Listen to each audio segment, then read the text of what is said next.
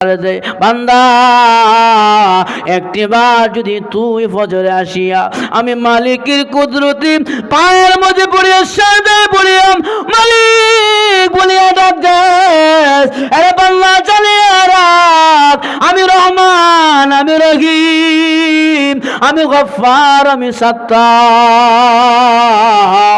আমি জব্বার, আমি খালেক। আরে বান্দা আমি কিন্তু দুনিয়ার শাসকের মতন নয়। বান্দারে দুনিয়াতে অপরাধী যখন অপরাধ করে তখন থানা থেকে পুলিশ রাতের 3:30টার সময় বাসায় গিয়ে খুঁজে অমুক আসেনি অমুক আসেনি, ধরতে পারলে ডাইরেক্ট চালান করে দেয়। গাজীপুর কোর্টে তাকে হাজিরা দিতে হয়, আদালতে হাজিরা দেয়। যদি বড় ধরনের খুনি হয় হয়তো ফাঁসির রায় হয়ে যায়, আল্লাহ জিন্দেগি ভর সাজা হয়। আমার আল্লাহ ডাক দেয়া কয় বান্দা যত বড় ধরনের গুনাহগার হও না, খালি একবার আমি মালিক কয়া সাজদায় পড়িয়া আমি আল্লাহরে আল্লাহ বলিয়া ডাক দিবে রে বান্দা, আমি আল্লাহ তোরে মাফ করার জন্য আমি আল্লাহ 24 ঘন্টা প্রস্তুত হয়ে থাকি। এজন্য আমার ভাইরা এই জমিনের ভিতরে যদি বাংলা আল্লাহরে ডাক দিতে পারে আল্লাহ তার ডাকে জবাব দিয়া দেয়। এজন্য আমার ভাইয়ারা 5 ওয়াক্তের নামাজ মসজিদে যাইয়া যেখানে সময় হয় আদায় করে নেবেন, কারণ আল্লাহর রাগ গুসা পানি হয়ে যায় বান্দা যখন আল্লাহর কুদরতি কদমের মধ্যে পড়ে যায়। যখন ঠিক কিনা?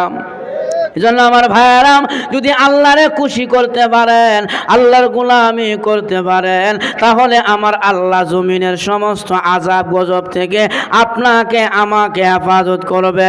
গুনাহ কমায়া দিলে আল্লাহ আপনার প্রতি রাজি খুশি হয়ে যাবে, নেক বাড়ায়া দিলে আল্লাহ রাজি খুশি হয়ে যাবে। এজন্য জমিনের মধ্যে আযাব গজব থেকে বাঁচতে হলে আমাদের গুনাহ কমায়া দিতে হবে। রাজি আছেন ইনশাআল্লাহ?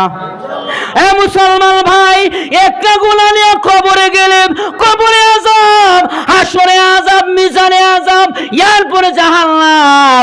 বান্দা মজা করে একটা কবিরা গুনাহ মিথ্যা কথা বললা, বান্দারে একটা মিথ্যা কথার জন্য তুমি 7,500 বছর জাহান্নামে তুমি ভুগবা। আরে বান্দা বাটপারি করলা, সিটারি করলা, এটার জন্য কবিরা গুনাহ করে ফেললা। আরে বান্দা জানিয়া রাখ, একটা গুনাহ নিয়ে কবরে গেলে ওই কবরেও বান্দাকে শান্তিতে থাকতে কবর দিবে না। আল্লাহর কাছে এই জমিন কিন্তু বদকারের জন্য দুনিয়াতে আল্লাহর কাছে রুনাজারি করে, আল্লাহর কাছে বলে আল্লাহ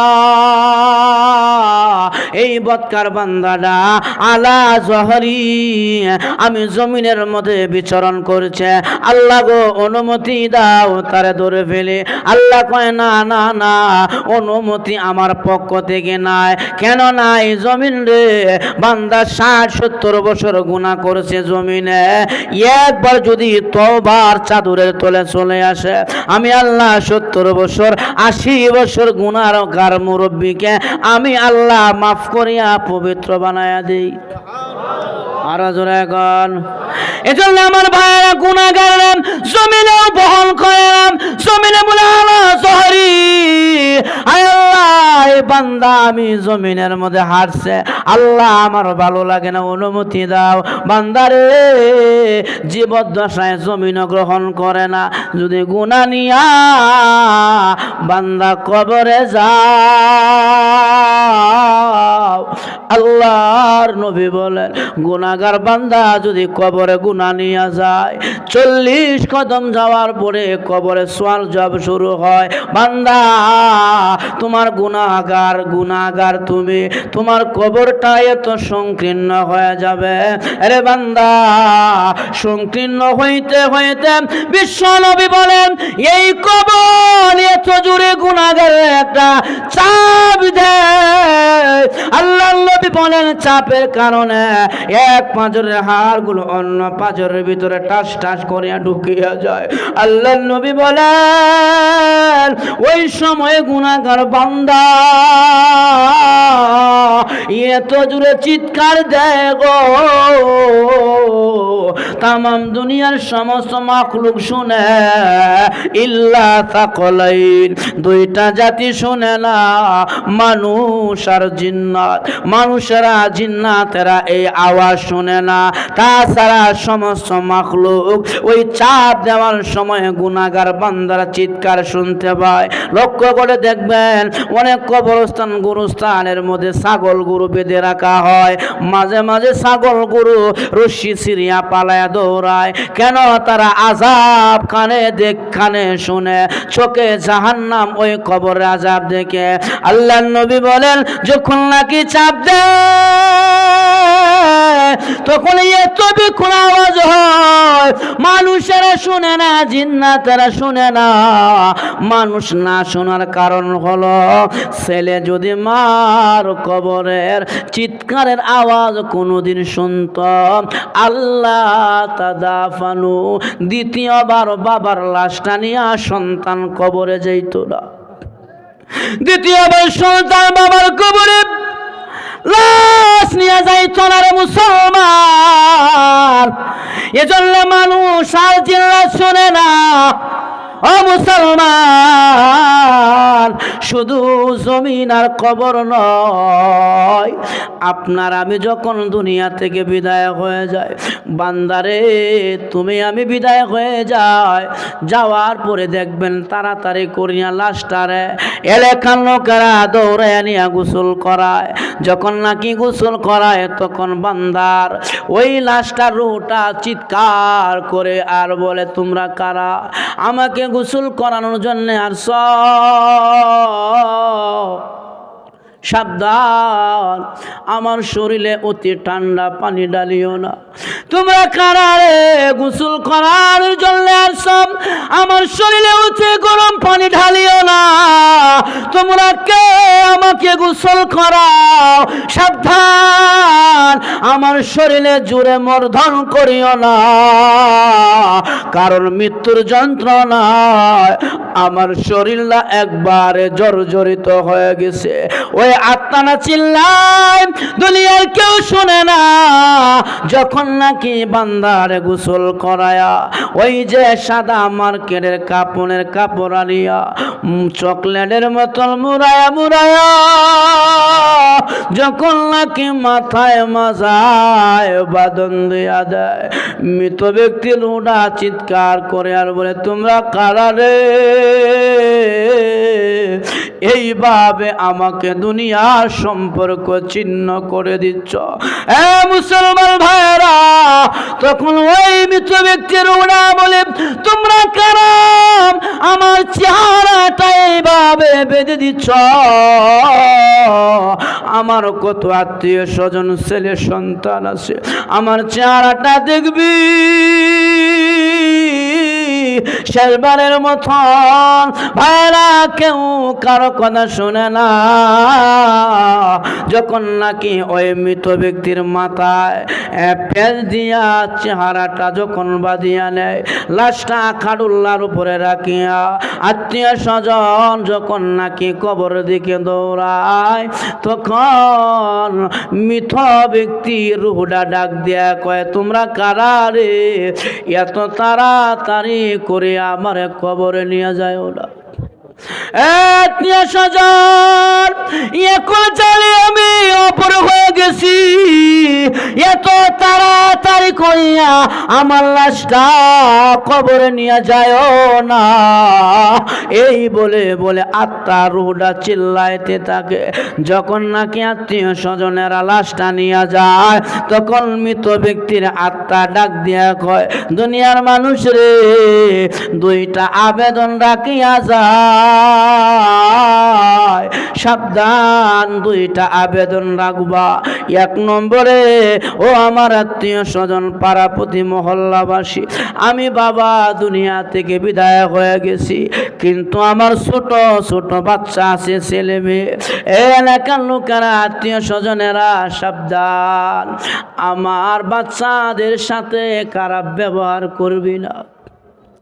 মৃত ব্যক্তি আত্মা বলে, আত্মীয় স্বজন আমার বাচ্চাদের সাথে সাথে খারাপ ব্যবহার করবে না, কারণ তোমরা যদি আমার ছেলে সন্তানের সাথে খারাপ ব্যবহার করো, সন্তানগুলো বিচার দেওয়ার জায়গা থাকে বাবা।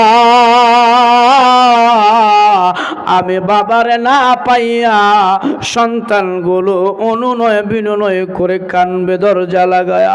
সাবধান, আমার এতিম বাচ্চাদের সাথে দুর্ব্যবহার করিও না, এই বলে বলে চিৎকার করে।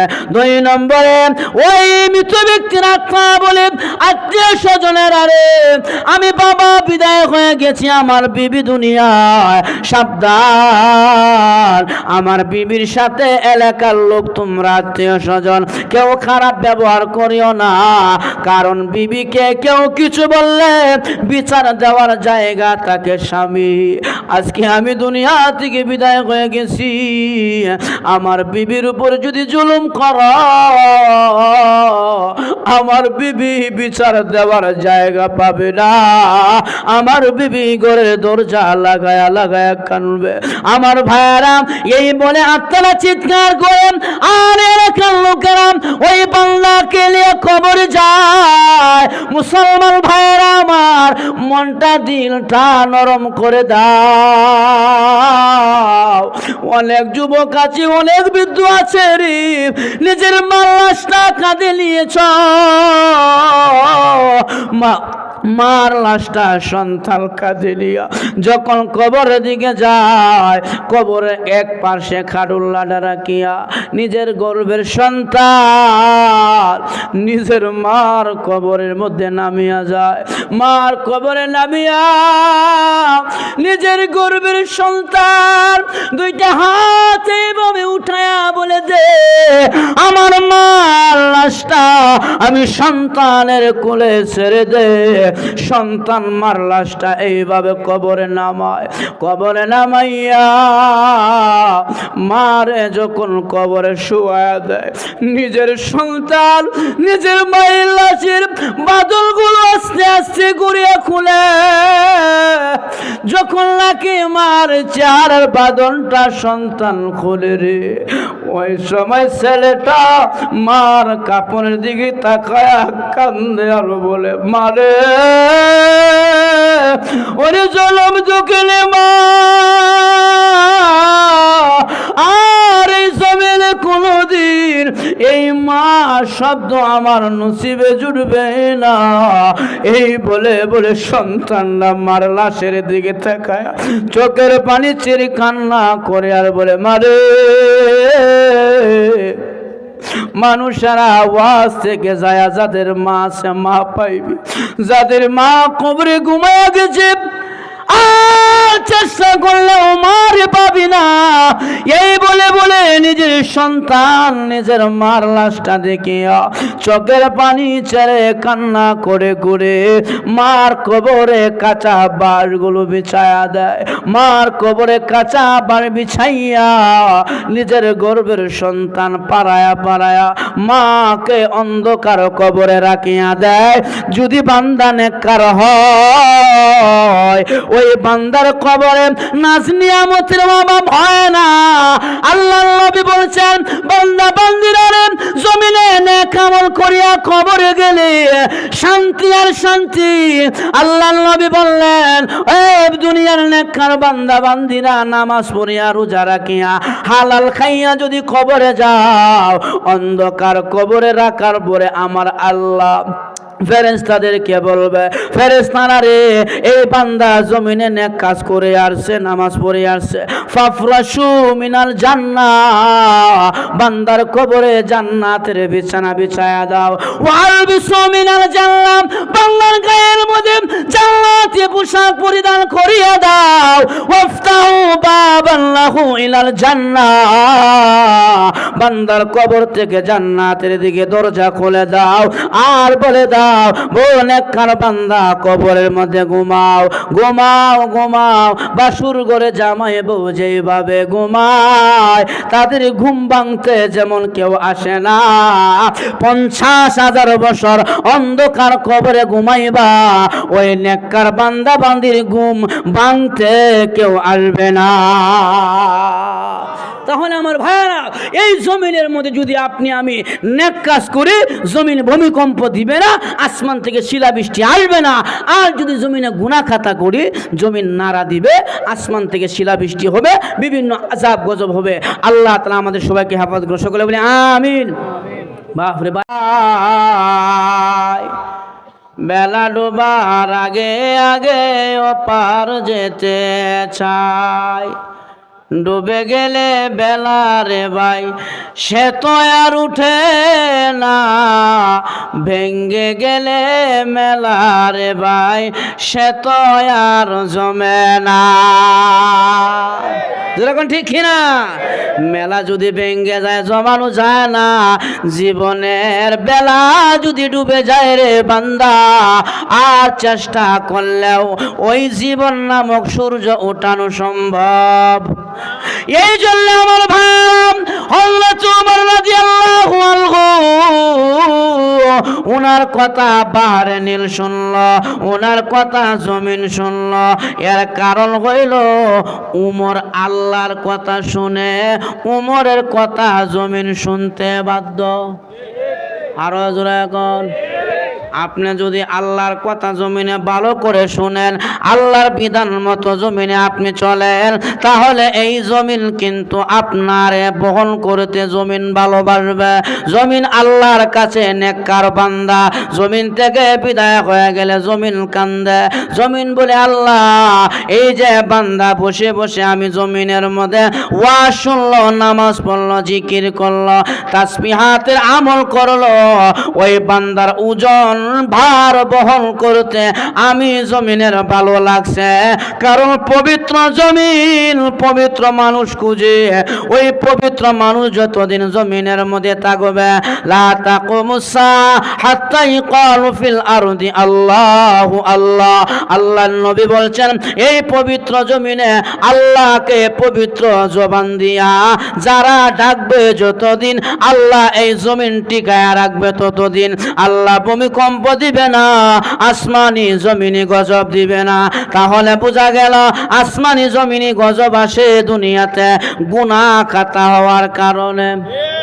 এই যে আজকে কথা বললো ওয়াজের নামে, এই দিক দিয়ে এখন শয়তানি চলছে, তোর এখন ঠিক কিনা? বহু মানুষে বহু দিক দিয়া মনে কাম স্বার্থ আছে, দেখেন গা। এই জন্যে আমরা মাহফিলে আসবো একমাত্র আল্লাহর দিনই কিছু কথা শোনা এবং বলার জন্য। জোরা বলেন ঠিক কিনা?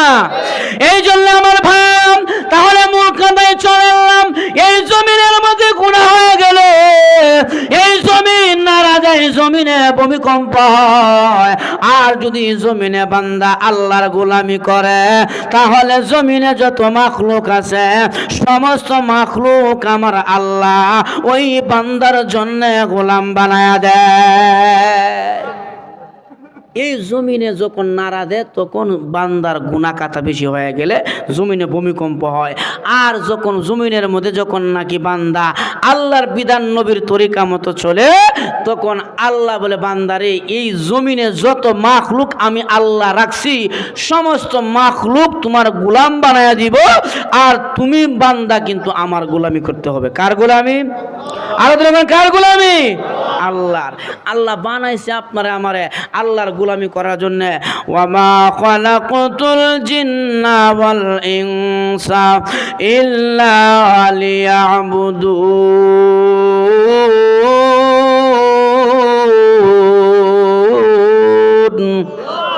আল্লাহ রাব্বুল আলামিন বলে, বান্দা আমি আল্লাহ তোমার বানাইছি আমার গোলামির জন্য। আর জমিনে যত মাখলুক বানাইলাম সব করবে তোমার গোলামি, আমরা করব আল্লাহর গোলামি। আর জমিনে যত মাখলুক আছে, সমস্ত মাখলুক করবে আমরার গোলামি। জোরা কোন ঠিক কিনা?